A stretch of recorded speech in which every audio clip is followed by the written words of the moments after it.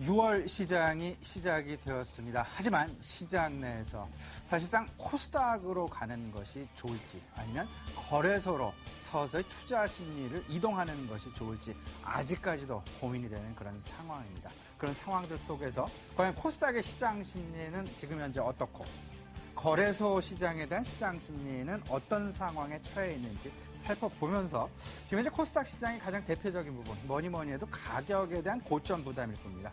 이 부분과 거래소 시장에 가장 부담이 되고 있는 요인 앞으로의 어떤 그 전망, 산업 전망에 대한 불확실성 이 두 가지를 놓고 어떻게 시장 대응 전략을 큰 그림에서 펼쳐나가면 좋을지 우리 시청자 여러분과 같이 고민을 해보도록 하겠습니다. 신승용의 눈 바로 시작하겠습니다.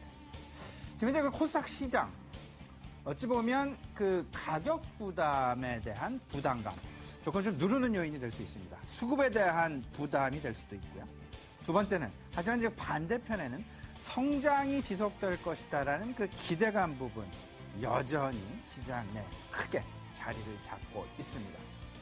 여기에 더 중요한 것은요. 2분기 실적까지도 지금 현재 그 긍정적인 실적 나올 전망이 나오고 있고요.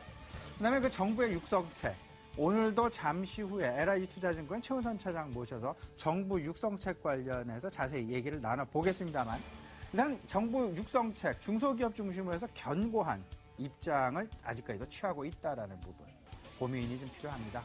고민되는 부분 가격과 수급이 되겠죠.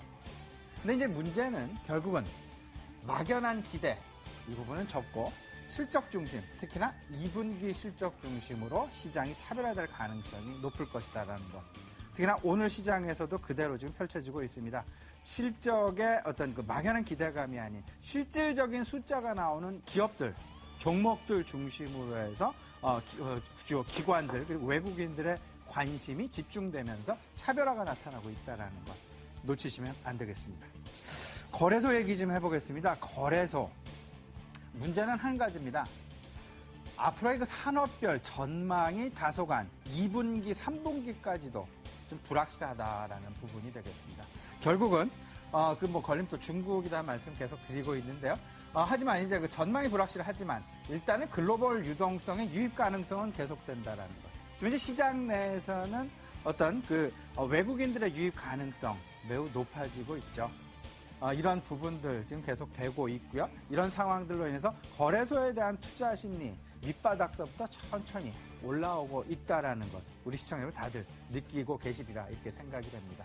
하지만 문제는 전망이 불확실하다라는 부분 그 전망이 불확실한 부분에 있어서 가장 중심에 자리 잡고 있는 것은 뭐니 해도 중국일 것입니다. 지금 미국을 비롯한 선진국 경기 매우 좋다 쪽으로 지금 계속 얘기가 모아지고 있고 이 부분 당분간 지속될 가능성이 높아 보입니다. 하지만 중국 관련해서는 성장률 전망치조차도 지금 현재 논란거리 하드 랜딩이다 소프트 랜딩이다 아니면 7.5%가 낮은 경제 성장률이다 높은 성장률이다 이렇게 해서 맞서면서 지금 어떤 그 방향성이 나오고 있지 않다라는 것 논란이 계속되면서 그 논란 자체가 지금 시장의 미래 향후의 어떤 그 산업 전망을 불투명하게 만드는 가장 큰 요인이다라고 보셔야 될 겁니다. 이러다 보니까요, 결국은 외국인 관점으로 접근을 하셔야 될 텐데, 지금 현재 수급이 개선되고 있는 주체, 거래소 시장의 수급을 개선시키는 주요 주체는 바로 외국인이 되겠습니다. 외국인 관점 접근하셔야 되는데, 그들이 가장 좋아하는 것. 시총 대형 및 IT와 자동차. IT와 자동차는 선진 경기에 더욱더 밀접하게 관련이 되어 있다는 것. 지난주, 시청자 여러분, 지난주에 외국인이 가장 많이 산 종목 따져보면요. 삼성전자와 SK하이닉스였습니다. IT로 집중되고 간헐적으로 이제 현대차 쪽으로도 매기가 집중이 되고 있다라는 것. 이 부분들 꼭 놓치시면 안 되겠습니다. 그렇다면 이제 그 그림을 한번 그려보죠. 거래소, 코스닥 각각 약점이 있습니다. 코스닥 시장이 갖고 있는 약점은 가격에 대한 부담일 것이고요. 거래소 시장의 종목들이 가지고 있는 약점은 미래에 대한 산업 전망에 대한 불확실성일 것입니다.